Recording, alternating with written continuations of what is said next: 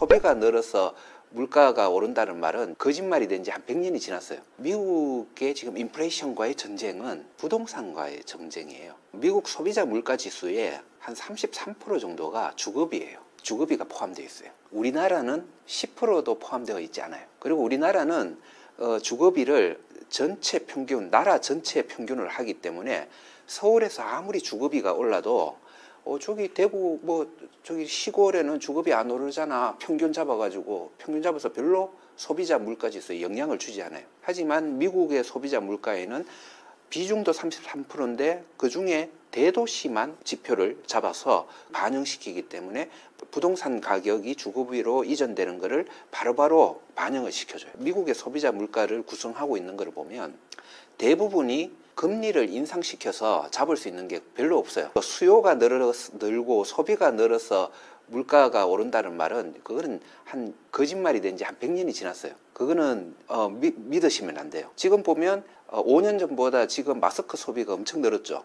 마스크 가격 올랐나요? 지금 대량 생산의 시대에는 소비가 많아서 이렇게 올라갈 그런 건 절대 없어요. 소비자 물가의 대부분은 부동산 가격, 그리고 원자재 가격, 농산물 가격처럼 이런 기본 상품의 비용이 되는 원가가 되는 부분이 상승해서 그게 상품에다 증가시켜서 오르는 그게 대부분이에요. 대부분인데 원자재나 농산물은 한국은행이나 무슨 연준이가 금리 올리고 내린다고 해서 왔다 갔다 하는 게 아니에요. 조정할 수 있는 게 아니에요. 유가도 그래요. 유가도 약간은 금리 높이 올리면 경기가 박살나서 기름을 안 쓰니까 유가가 내려갈 거야. 그런 거는 사실은 좀 말이 안 되는 거예요. 왜냐하면 그 연준이가 그러면 기름값 잡으려고 경기를 박살낸다는 이런 얘기거든요. 연준이가 지금 자이언트 스텝을 밟고 금리 인상을 해서 돈을 다시 땡겨 올려는 가장 큰 이유는 유일하게 금리를 통해서 그 가격을 조정할 수 있는 그 부분, 부동산 부분. 그 부분을 지금 잡으려고 한 거죠. 그 말은 뭐냐 하면요. 부동산 가격이 잡혀서 하락세로 전환하는 그런 모습을 보이면 그때는 연준이가 금리 인상을 스톱하거나 다시 전환시킬 그런 가능성이 높아진다는 거예요. 그래서 우리가 가장 눈여겨볼 지표는 지금 현재 미국 부동산이에요. 많은 그 자본주의의 위기는 부동산을 때문에 이루어지고 그거와의 전쟁에서 어떻게 하다가 붕괴가 되기도 하고 위기를 맞기도 하고 다시 잘 추스려져서 계속 발전하기도 하는 게 자본주의다. 저는 그렇게 생각을 하고 있습니다. 그래서 이번에는 좀 금융위기하고는 좀 다르게 보고 있어요. 금융위기는 너무 그 서브프라임 모기지 규모가 엄청 컸거든요. 엄청 커서 그 금리를 급격하게 5.2%까지 올릴 때 제가 걱정을 많이 했었어요. 이 금리를 미국이 견딜 수 없을 텐데 라고 걱정을 했는데 아니야 다를까 바로 와르르 무너지더라고요. 그 금리를 그 엄청난 서브프라임 모기지라는 가계대출이 민간 대출이 견디지를 못한 거죠. 하지만 지금은 저는 그 부채 규모가 미국 같은 경우는 부채 규모가 우리 예전 금융위기 때 부채 규모에 비해서는 좀 적어요. 가격은 많이 올라갔는데 민간 부채의 규모는 그렇게 그 정도로 심각하지는 않아요. 그리고 그때보다 지금이 조금 빨리 움직였어요. 다행이에요. 저는 그게 앨런 장관, 바이든 정부의 역할이 컸다고 보고 있는데 그래도 빨리 그렇게 움직일 수 있었다는 거는 빨리 대응을 했고 그만큼 더 거품이 심해져서 금융위기처럼 터뜨려야지 해결되는 그런 상황까지는 아니라고 생각을 하죠. 그래서 이번에 이 문제, 지금 인플레이션 문제, 부동산이 안에 중간에 있는 인플레이션 문제는 지금 연준이의 약간 늦었지만은 그래도 어느 정도의 대응이 시작이 되었고 그것 때문에 충분히 큰 충격 없이 넘어갈 것이다. 물론 굴곡은 있겠지만은 그렇게 넘어갈 것이다 라고 감히 예상을 하고 있습니다. 자본주의는 여러분 항상 그냥 똑바로 이렇게 발전하는 그런 시스템이 아니거든요. 항상 굴곡과 하락 그리고 굴곡과 하락 이런 것을 보이면서 계속 그 발전해 나가는 거예요. 주가도 마찬가지예요. 주가도 이거와 연동해서 굴곡과 상승, 이렇게 발전해 나가는 것이 자본주의자 주식시장이고요. 위기의 정의가 뭔지를 먼저 좀 알아야 돼요. 그냥 좀 많이 힘들면 위기인가요? 많이 힘들면 침체가 좀 많고 인플레이션 많고 언제는 또 디플레이션이 위기라면서요. 예. 그러니까 위기는 우리가 정의를 좀 내려주는 게 좋아요. 이 실물 경제의 문제가 시스템으로 전이가 돼서 시스템이 붕괴 위기가 오는 그런 상황을 경제 위기라고 보셔야 돼요. 그래서 대공황, 그리고 금융 위기, 그 다음에 우리나라 IMF, 그리고 일본의 부동산 거품 붕괴, 요거는 위기예요. 요 위기들의 공통점은 뭐냐 하면 시스템 위기까지 갔어요. 그게 시스템이 뭐죠? 자본주의 시스템 플랫폼은 금융이죠, 금융. 금융기관이 적어도 한두 개 썰어져 주는 그런 상황. 그렇게 봤을 때는 위기는 이번 상황은 이제 오지 않을 거다. 왜? 그때 옛날 위기 때보다는 조금 똑똑하게 움직였기 때문에. 모든 위기의 본질, 기본은 아까 부동산이라고도 얘기했지만은 왜 그런가 하면 부동산과 민간 대출, 가계 대출이 연결되어 있기 때문에. 미국의 부동산 가격이 금융위기 때는 서브프라임 모기지하고 연결이 되어 있었고요. 그래서 그게 너무 커지면 이거를 잡기 위해서 금리를 인상시키면 이게 서서히 좀 낮아져야 되는데 이게 붕괴가 되면서 일본도 미국도 그렇게 다 터진 거죠. 근데 우리나라의 문제는 뭐냐 하면 가계부채 문제가 지금 가장 심각한 나라가 되어 있어요. 실물 경제가 굉장히 다른 나라에 비해서 좋았음에도 불구하고 다른 그 동전의 뒷면에서는 지금 가계 대출이 너무 크게 증가해 가지고요. GDP 대비해서 지금 가계 대출 금액이 높은 나라가 우리나라밖에 없을 거예요, 거의. 지금 굉장히 심각해요. 이거를 계속 모른 척하고 있으면 한국은행이든 정부든 나중에 정말 어떻게 해야 되죠? 이거는 정말 신경을 쓰셔야 돼요. 한국은행은 항상 뒤에 숨어 있어요. 부동산 가격이 오르고 내림은 사실은 한국은행의 통화정책이 한 70에서 80%를 차지하고 있거든요. 그 요인에. 그런데 그게 물가에 연결되는 고리가 없고 그게 부동산 올라도 물가지수 안 오르니까 한국은행은 나는 물가지수가 책임이지 부동산 그건 난 몰라. 이런 식으로 지금 뒤에 숨어 있었던 거예요. 그러니까 자꾸 그 부동산 가격 오르면 국토부가 욕먹고 정부가 욕먹고 그러는데 참 그게 좀 우습더라고요. 예. 그쪽은 할 수 있는 게 별로 없어요. 공급 정책 아니면 세금 정책 이걸로 부동산 가격에 끼칠 수 있는 영향은 별로 없어요. 한국은행이 굉장히 중요한 역할을 하고 있어요. 지금 세계 최고 수준의 가계부채의 책임은 한국은행이 한 70, 80% 가져가야 된다. 그렇게 생각을 하고 있고요. 제자리로 잘 돌려놔야 된다. 한국은행. 어떤 압박이 들어오고 반항이라 할까요? 그런 것들이 있을 거예요. 하지만 이거 꼭 책임지고 돌려놓으셔야 돼요. 아니면 우리나라의 미래는 저는 별로 없다고 그렇게 생각을 하고 있습니다. 저는 개인 자산이 주식 비중이 상당 부분이기 때문에 금리 인상이 지금 단기적으로 저한테는 안 좋아요. 주가는 별로 안 좋은 영향을 받을 거고 단기적으로는 저한테도 안 좋은 거죠. 하지만 이 스텝을 밟아서 가계대출, 부동산 이거 확실하게 제거를 해야지 그 다음부터 우리나라의 그 자본주의가 뭐죠? 기업의 자본을 뜻하는 거잖아요, 그죠? 이 기업들 그리고 우리나라 경제 좀 더 연결돼서 서민 경제까지 모두 살아날 수 있는 제일 중심에 그게 있기 때문에 지금 물렀으면 나중에 더 크게 해야 될지 몰라요. 나중에 그러면 그때는 그게 붕괴되는 거죠. 결국 저는 부동산 가격을 제일 열심히 봐야 될 것 같아요. 부동산 가격이 잡히거나 어떤 방향을 선회하면 미국이 립 서비스를 중단할 거예요. 립 서비스 이제 협박도 안 할 거고 금리 정책도 좀 약간 완화될 거예요. 급하게 그렇게 자금을 땡겨가지 않게 조금 서서히 완화시킬 거고 그게 정시에 영향을 끼쳐줄 거기 때문에 이번 바닥은 이제 그 연준이 분들의 발언 그리고 그거를 미리 알아보려면 부동산 가격 부동산 가격이 지금 치솟다가 약간 지금 이제 끝인가라는 정도로 지표가 보여주고 있거든요. 요게 다시 이제 하락 쪽으로 넘어가면 실러 지수 같은 게 다시 턴하는 그런 모습을 보인다면 달러 환율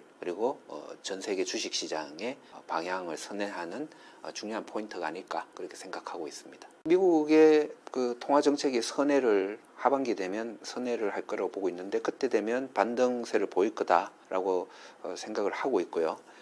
하지만 그 반등의 속도는 코로나 때보다는 좀 늦을 것 같아요. 코로나 같은 경우는 그냥 위기가 없었잖아요. 금융회사 뭐 무너지는 데도 없었고 굉장히 그 정부가 적극적으로 나서서 그 위기를 잡으려고 노력을 했고요. 우리나라의 정시가 또 올해 들어서 전 세계에서 꼴찌예요. 하락폭이 아마 가장 큰 나라 중에 하나일 거예요. 우리나라 경제는 꼴찌가 아닌데 실물 경제는 꼴찌가 아니고 꽤 괜찮은 편인데도 다른 나라에 비해서는 우리나라 그 주가는 또 지금 제일 이런 모습을 보이고 있다는 게 좀 아쉽고 이런 부분은 저는 정부가 좀 신경을 좀 써 주셔야 되는 부분이다. 이렇게 생각을 하고 있어요. 우리나라는 그 주식시장 정책이나 이런 제도나 이런 데가 다른 선진국들에 비해서 너무 미진한 게 많기 때문에 이런 것들을 빨리 좀 해줘야 되는 것들이 많거든요. 오히려 개선할 여지가 굉장히 많다는 거죠. 저는 우리나라 정시를 앞으로 미래를 좋게 보는 이유 중에 하나가 이런 것만 개선해주면 앞으로 굉장히 좋아질 거다. 근데 개선해 줄 거야. 당연히 해야지. 라고 그렇게 생각을 하고 있기 때문에 대한민국 주식을 굉장히 좋게 보고 있는데요. 개선을 해주는 액션이 지금 별로 안 나오고 있어요. 이거는 정부 초기에는 좀 해줘야 되는 거 아닌가? 해줘야 되고 뭐 부동산 같은 거 이런 쪽의 정책보다는 좀 이걸 조금 더 우선해 줬으면 좋겠다. 그러면 이 반등 속도 그리고 다른 나라보다 지금 더 큰 폭으로 떨어지고 있는 주가 이게 조금 더 개선되지 않을까라는 그런 생각을 감히 해보고 있습니다. 두 가지가 있어요. 두 가지가 일단 우리나라 경제의 가장 큰 문제. 중세 시대나 조선 시대의 경제의 중심에는 토지가 있었죠. 중세 시대는 토지가 중심인 시스템이었어요. 조선 시대도 마찬가지였어요. 하지만 그게 깨트려지면서 토지 중심에서 자본 노동의 그 가치가 훨씬 더 인정받는 시대로 바뀌어지는 게 자본주의 사회예요. 그래서 이 토지 노동 자본 중에서 토지 쪽으로 자꾸 토지의 가치가 증가하고 토지 쪽으로 힘이 실려가면 다시 조선시대나 중세시대로 돌아가는 것과 같다. 그렇게 저는 생각을 하고 있어요. 점점점 자본 그리고 노동의 가치가 더 인정을 받고 더 힘이 커지는 그런 나라가 좋은 자본주의 국가다라고 생각을 하고 있는데 이거는 뭐 굉장히 많은 역사들이 그거를 얘기해주고 있고 증명을 해주고 있는 거거든요. 사실 미국 같은 경우도 지금 노동과 자본의 가치를 토지의 가치보다 훨씬 더 두기 때문에 계속 지금 세계 패권을 잡고 있는 그런 상황이고요. 그리고 유럽 같은 또이또이한 유럽 나라 중에서도 독일이 가장 제일 선두에 있는 이유도 그 세계 중에서 토지의 가치를 상당히 다른 나라보다 덜 중요하게 그렇게 만들고 있기 때문에 지금 그 선두를 유지하고 있다고 저는 그렇게 생각을 하고 있어요. 그런데 우리나라는 너무 잘했어요. 전 세계에서 가장 우수한 노동력이 우리나라에 있잖아요. 이거 때문에 저는 과거에도 좋았고 앞으로도 계속 좋고 발전할 것이다. 우리나라는 그렇게 믿고 있어요. 믿고 있는데 우리나라의 돈이 너무 부동산을 사랑하고 있어요. 미국 프로야구 보면 메이저리그가 되면 연봉이 수백 배가 되잖아요. 그러니까 그걸 보고는 와 나도 야구 선수 할래. 우리나라 그 코스피 같은 주식시장이 우리나라의 메이저리그잖아요. 이것들이 잘 가치를 인정받고 주가도 올라가고 활성화되고 이렇게 해야지. 제가 가르치고 있는 학생들이 그래 나도 기업 하나 만들어 볼래. 벤처 해볼래. 학생들이 주식시장 보면 야 기업해서 저렇게 메이저리그 올라가 봤자 연봉도 없고 얼마 안 되고 뭐 별로 좋은 거 없네 이러면 그만큼 기업이 활성화가 안 되는 거죠. 두 번째가 많이 얘기가 나오는 가버넌스 문제죠. 우리나라는 회사, 기업을 위한 정책, 기업을 위한 이러면 실제로 이렇게 보면 그건 이게 기업을 위한 거야? 대주주를 위한 거지 라는 그런 게 많아요. 너무 대주주와 기업을 똑같이 동일화하는 하는 그런 생각이 깊게. 그게 왜냐하면 우리가 이제 그 대기업 중심 예전에 삼성은 뭐 이병철, 현대는 정주영 이런 식으로 연결되는 그런 구도에 있었기 때문에 그런 게 큰데 삼성은 이병철 회장님도 워낙 훌륭하지만은 삼성이라는 기업은 많은 소액주주들, 그거를 만들어낸 또 노동자들, 이 모두의 것이거든요. 기업을 위한다는 것은 대주주를 위하는 게 아니고 소액주주들과 노동자들을 위한 것도 사실은 굉장히 중요해요. 그 기업을 위해서는, 기업의 발전을 위해서는. 그래서 그런 문제들을 좀 우리나라가 너무 낙후돼 있어요. 다른 나라에 비해서 낙후돼 있기 때문에 다른 나라 수준으로, 미국 수준으로 그렇게 좀 그런 제도들을 조금씩 손봐서 변경시켜 주면 우리나라 정신은 상당히 빠른 속도로 회복될 것이다. 다른 나라 수준으로 제일 싸잖아요. 우리나라 주식이 전 세계에서 제일 싸요. 그래서 그것만 고쳐줘도 상당 부분 주가는 반등할 거다. 그렇게 생각하고 있습니다. 제가 이제 CIO를 하고 있었기 때문에 제 부서에 있는 펀드 매니저들한테 야 이제 삼성전자는 싸서 좋지 않아? 사도 괜찮지 않아? 하니까 그 펀드 매니저 분들이 부사장님 뉴스 안 보세요? 지금 반도체 전망 지금 완전 박살났어요. 지금 내 겁이 나서 어떻게 사요? 이런 반응이 많았어요. 제가 그 삼성전자 10년 주가 그래프를 한번 가져와 봤거든요. 여기 이제 삼성전자 10년 그래프인데요. 언제 가장 그 장밋빛 전망이 삼성전자 앞으로 대박이야. 뭐 이런 뉴스, 매일 뉴스 나온 때가 있었어요. 그게 언제였냐 하면 요때였어요. 요때. 그리고 언제 기간에 뉴스 검색을 해보면 삼성전자 큰일 났다. 이제 앞으로 우리나라 큰일 났다. 뭐 이런 뉴스가 막 많이 나올 때가 언제냐 하면 요때였어요. 요때. 예. 그래서 요때 제가 그랬죠. 아까 저는 삼성전자의 매수 가격을 미리 그 계산해 내놓고 있다. 그때 그 당시에는 제가 그 다시 쓰는 주식 투자 교과서에도 이제 가격을 쓰기도 했는데 4만 원 이하 정도면 매수 가능하다라고 그렇게 계산이 됐거든요. 그런데 4만 원 이하로 떨어지더라고요. 그래서 그때 제가 이제 CIO를 하고 있었기 때문에 제 부서에 있는 펀드 매니저들한테 야 이제 삼성전자는 싸서 좋지 않아? 사도 괜찮지 않아? 하니까 그 펀드 매니저 분들이 부사장님 뉴스 안 보세요? 지금 반도체 전망 지금 완전 박살났어요. 지금 내 겁이 나서 어떻게 사요? 이런 반응이 많았어요. 하지만 이때가 저점이었죠. 주가는 이때부터 다시 올라가더라고요. 그리고 또 언제 전망이 좋았나요? 이때는 또 코로나 때문에 또 전망이 아주 뭐 나쁘다고 할 때였어요. 그러더니 작년에는 우리나라 반도체 뭐 다시 어디 재진입 뉴스 보시면 아실 거예요. 아주 좋다는 기사들이 많아요. 그래서 이런 전망들이나 기사나 분석들은 사실은 가격을 따라다녀요. 가격이 떨어지면 전망 나쁘다는 분석들이 많이 나오고 가격이 올라가면 막 앞으로 엄청 좋아질 거야 이런 기사들이 많이 나와요. 그래서 이렇게 하는 전망은 의미가 없고요. 그리고 전망에 따라서 주식 운용을 하는 것을 굉장히 금기시 하셔야 돼요. 미국의 시장 작년까지, 올해는 좀 하락을 했지만은 작년까지 10년 동안, 그러니까 작년이 2021년이니까 2011년부터 2021년까지 미국의 GDP 성장률이 한 어느 정도 되는지 감이 오시나요? 2% 초반, 1%대, 2% 초반, 10년 동안.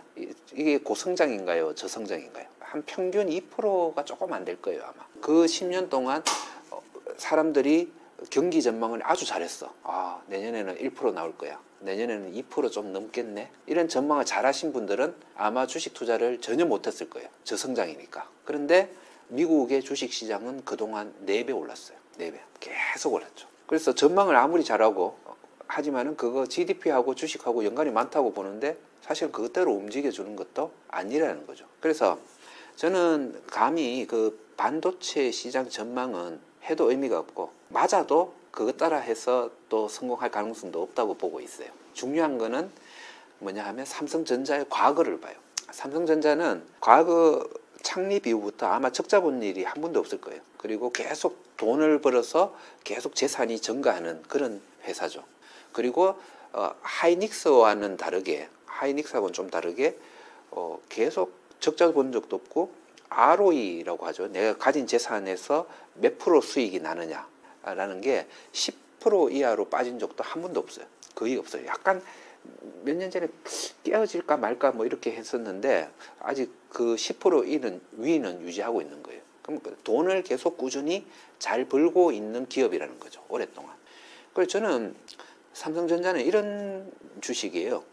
오래 본 내 친구인데 얘는 계속 꾸준하게 돈을 버는 애야. 월급을 꼬박꼬박 받는 애야. 뭐 이상한 짓 해가지고 뭐 노름해서 다 날려버리고 이런 거 안 하는 애야. 내가 수십 년 동안 봤어. 그런데 이 친구가 돈을 빌려달라고 하네. 그런데 아주 싸게 지금 빌려주면 내가 큰 수익을 얻을 수 있게 이걸 그러니까 자기의 사업을 사달라고 하는데 뭐 이걸 100만 원에 사라면 못 살 것 같은데 지금 상당히 싸게 뭐 50만 원에 사라고 하네. 그 정도면 과거에 예를 보면 사기칠 애도 아니고 꾸준히 돈도 버는 애고 why not? 이런 식으로 이제 투자를 하는 거죠. 전망을 하는 거는 미래를 보는 거잖아요. 예측을 하지만은 내가 보기에 과거의 얘는 돈을 벌었다가 좀 덜 벌었다가 덜 벌었다 하지만은 꾸준히 계속 어느 정도 속도로 벌어오고 있네.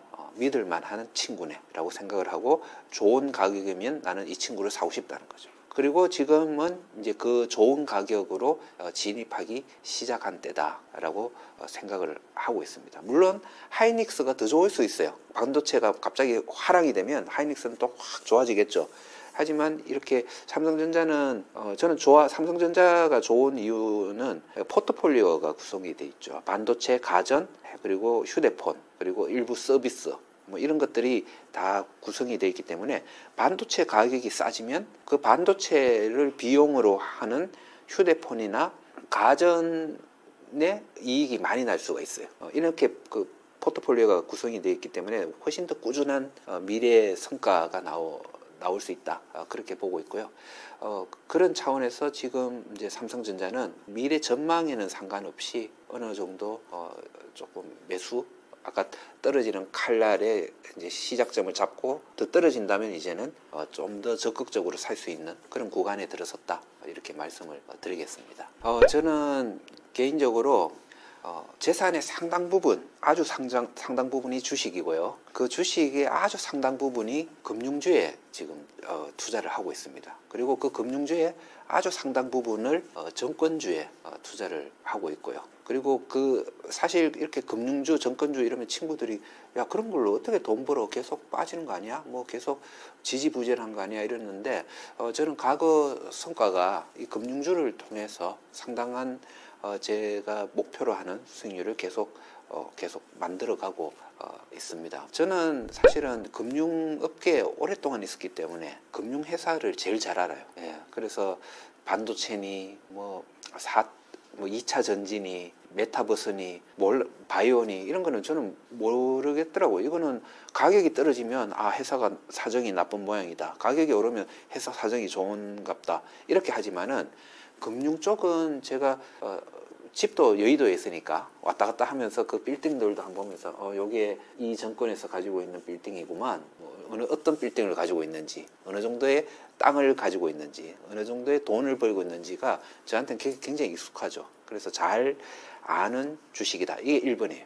잘 아는 주식이기 때문에 제가 그 가치를 잘 판단할 수 있죠. 두 번째는 제가 판단한 그 가치에 비해서 너무 싸요. 전 세계에서 가장 싼 주식이 대한민국 주식인데 대한민국 주식 중에서도 가장 싼 주식이 금융주예요. 그래서 저는 그 주식을 많이 가지고 있죠. 싸면 삼키고 비싸면 뱉어라가 우리 가치 투자의 모토잖아요. 싸니까 많이 사는 거예요. 그런데 있잖아요.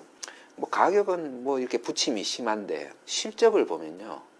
IMF라는 우리나라 초유의 큰 위기를 겪고 나서 지금까지 모든 금융기관, 은행, 증권사의 매년 손익을 보면 적자를 본 횟수가 별로 없어요. 대부분이 흑자. 그러니까 그 말은 뭐냐 하면 대부분 기업들이 매년 꾸준히 어느 정도의 돈을 벌면서 재산이 계속 증가하고 있었다는 거죠. 모든 금융기관. 그래서 그 가치는 계속 올라가고 있는데 가격은 별로 안 올라가고 오히려 요즘 같은 경우는 많이 떨어지고 있으니까 저에게는 가장 좋은 그 가치 투자 대상이 되고 있다. 세 번째로는 전망하기엔 너무 어려워요. 이 실물 경제는 팔이 한 100개 있는 사람이에요. 반도체라는 팔, 메타버스라는 팔, 바이오라는 다리, 자동차 산업이라는 다리, 2차 전지라는 배, 이렇게 구성되어 있는 게 우리나라 경제예요. 근데 항상 우리나라 그 투자자들은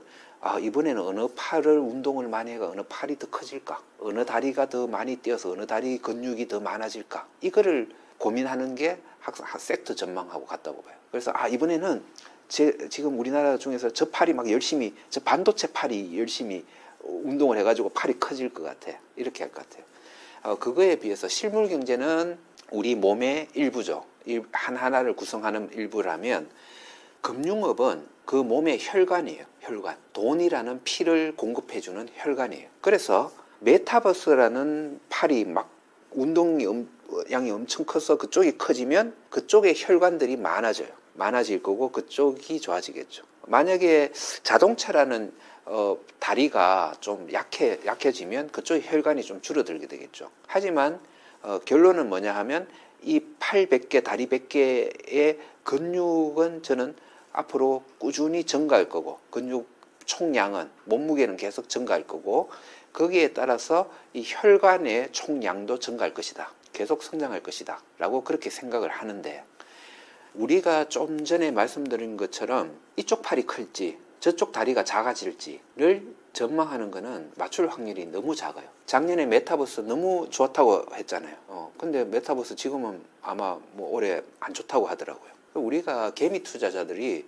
그거를 따라다니기 알아서 맞출 수가 그거는 유튜브를 보든 뭘 봐도 어디에다가 투자해야 될 거를 판단하기가 너무 어려워요. 과거 경험도 아마 그러실 거예요. 지금 보면 저 사람들 저거 좋다고 했는데 지금 별로잖아.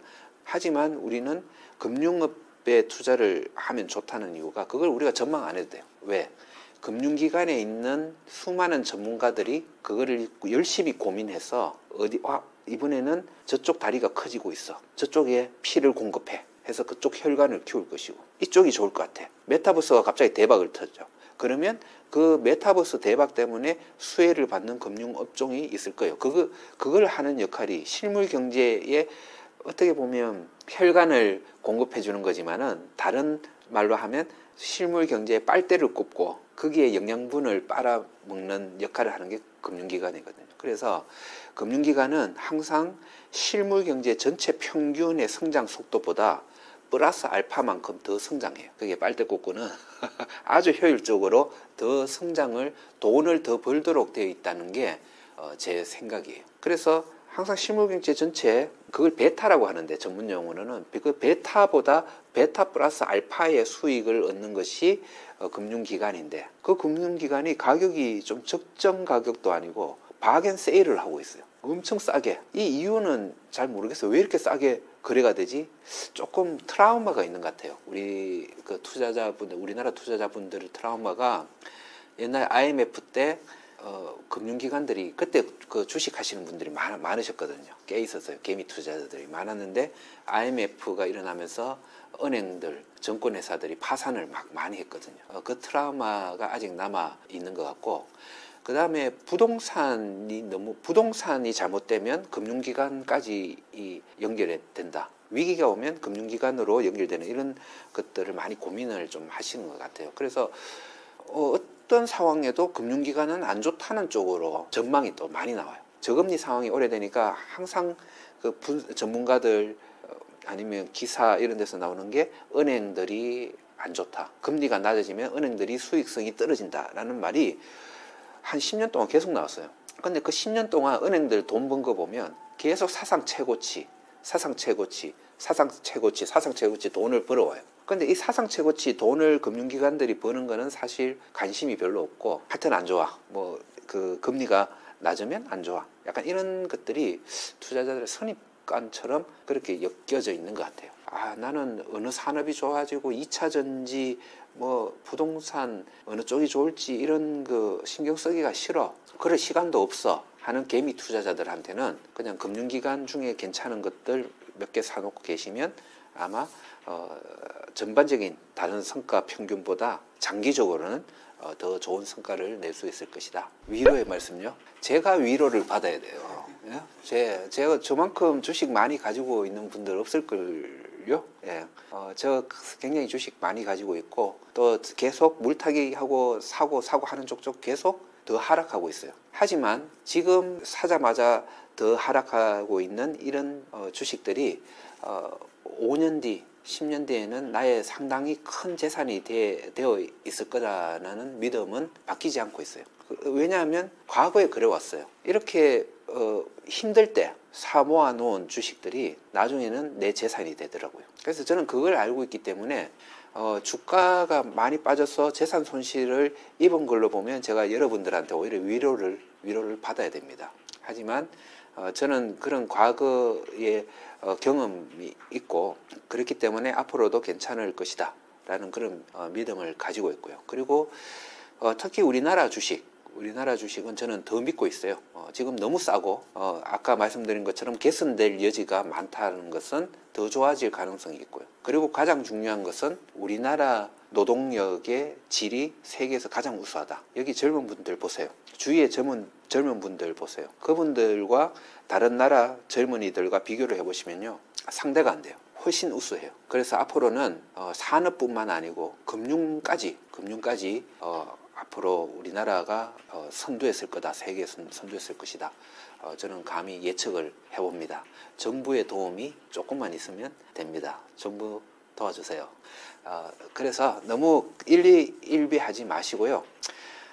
너무 꿈과 희망만 가지고 이렇게 투자를 하는 것보다 가치를 제대로 파악을 하고 충분히 싸면 사는 식의 그런 투자를 해서 그걸 계속 항아리에다가 모아놓는 그런 식의 투자를 하고 있으면 그래서 이렇게 항아리에 그냥 묻어버리세요.